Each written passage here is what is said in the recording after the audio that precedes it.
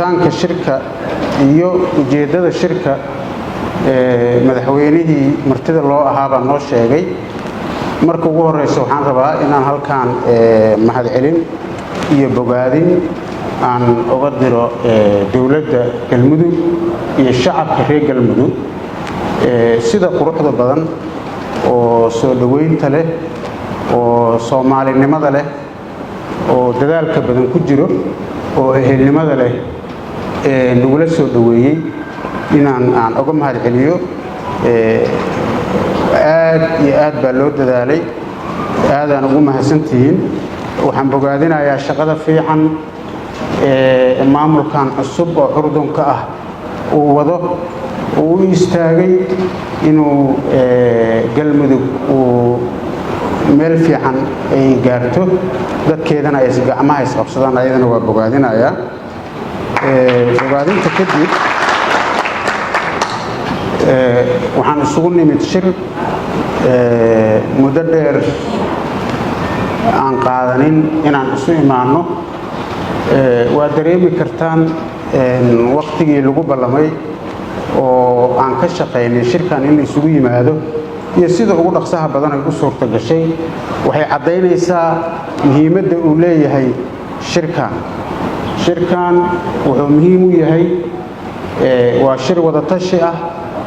oo dowladaha xubnaha ka dowladda federaalka ay ku tashanayaan. waa shir ummadda Soomaaliyeed meel walba ay joogto looga hadlayo maslaxadeeda, horumarkeeda, isdhexgalkeeda, siyaasadeeda, amnigeeda iyo dhaqaalaheeda. waa shir loogu talagalay dowladaha xubnaha ka ah dowladda federaalka inay isku warsadaan maanta meesha ay Soomaaliya maraysa, iska warsadaan danahooda iyo shaqadooda iyo siyaasadahooda iyo mas'uuliyadda saaran ay ka sheekaystaan. arrimaha amniga laga hadlo, siyaasadda laga hadlo, dhaqaalaha laga hadlo, arrimaha bulshada laga hadlo, doorashada laga hadlo sidii loo wadaagi lahaa marxaladda maanta taalo oo kala guurka ah, sidii looga gudbi lahaa in laga wada hadlo. waa wax mustaqbalkii ummadda Soomaaliyeed oo dhan ku xiran. waa wax dowladda federaalka ah aan xubnaha ka nahay oo dowladdanada ah dan u ah, ayna ku faraxsan tahay ay og tahay waxa aan ka shaqaynaynana ay tahay wixii nidaamka federaalka uu noo ogolaa oo ahayd in la sameeyo dowladaha xubnaha ka ah dowladda federaalka ay samaystaan wada tashi iyo wada shaqayn iyo isdhexgal iyadoo mid guud ay jirto. haddana sida uu madaxweyne Saciid u sheegay waxaa jiro si gaar ah iyo xuduudo iyo derisyo iyo maxay ahayd si la isu leeyahay.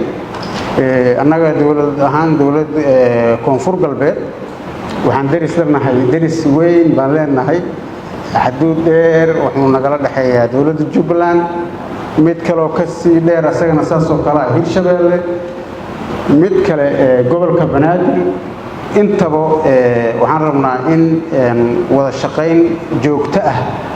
iyo xiriir dhab ah aan samaysano iyo isdhexgal bulshadaas ah oo ku salaysan sidii looga wada shaqayn lahaa arrimahan caqabadaha ku noqday dadka Soomaaliyeed dhibaatada saameysay oo shabaabka ah oo loo heli lahaa amni ay dowladahaas kulligood ay ku wada naaloodaan oo lagu wada shaqeeyo ganacsi iyo isdhexgal fiican loo heli lahaa. bilow fiican ka samaynay 6 bilood ka hor waxaa Ilaahay noo suurtageliyay inaan anaga iyo dowladda Hirshabeelle aan shirkaas iskaashiga ah aan qabanno. guulna uu ku dhamaaday oon iska kaashanayna arrimaha amniga iyo daris wanaagga iyo ganacsiga si fiican buuna noogu soo dhamaaday. inta kalena waxaan jecelnahay haddii Ilaahay yiraaho in iskaashigaas aan sameeyno. markii aan intaas ka soo gudbo runtii maanta marxaladda ay Soomaaliya marayso waxa weeye nin kasta oo Soomaali ah soomaalida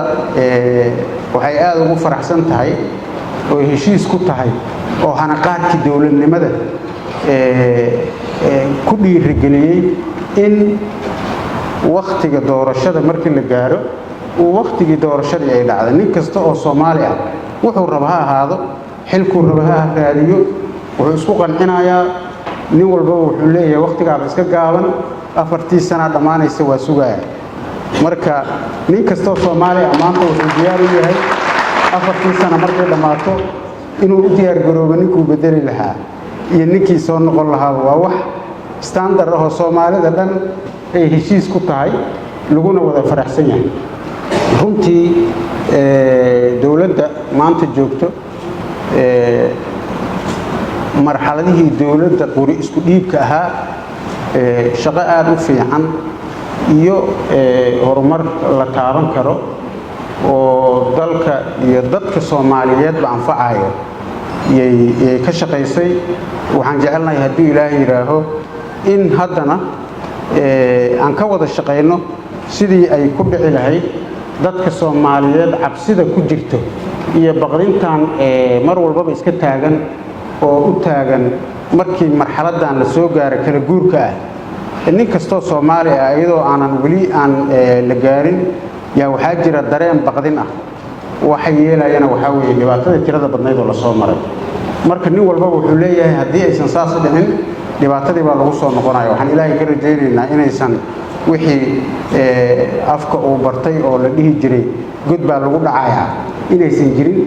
godna hore looguma dhicin haddana laguma dhici doono insha Allah doorasho dhici doonto sidii caadi ahayd bay u dhici doontaa doorasho dadka Soomaaliyeed oo dhan ay heshiis ku yihiin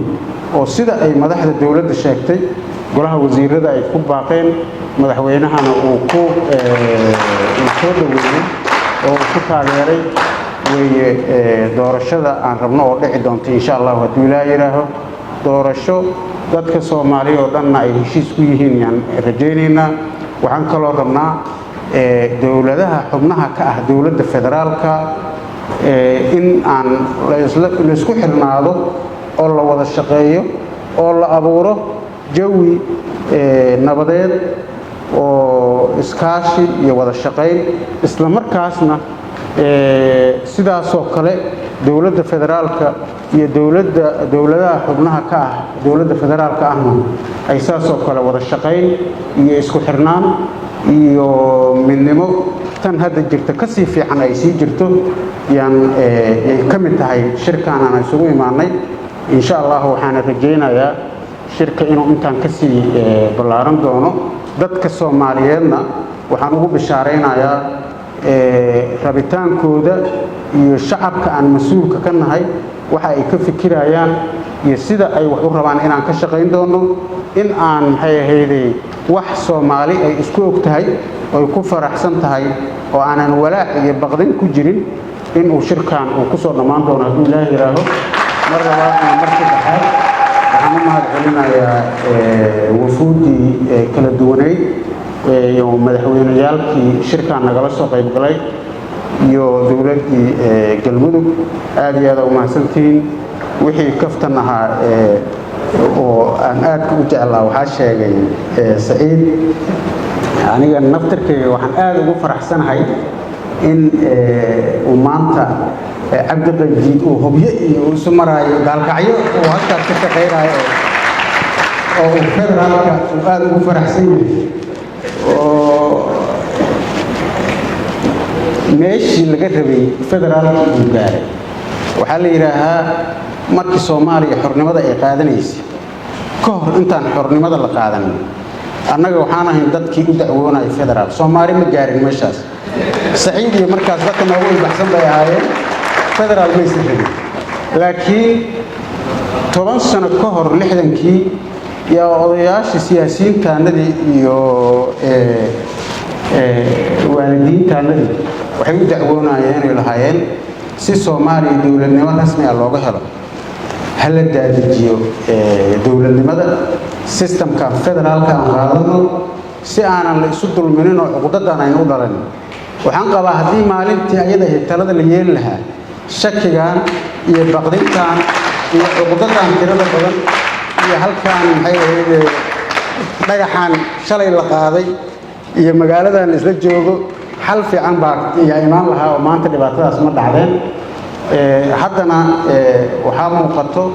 in la dabaqay u baahan tahay laakiin in federaalkii dadka Soomaaliyeed oo dhan ay ku faraxsan yihiin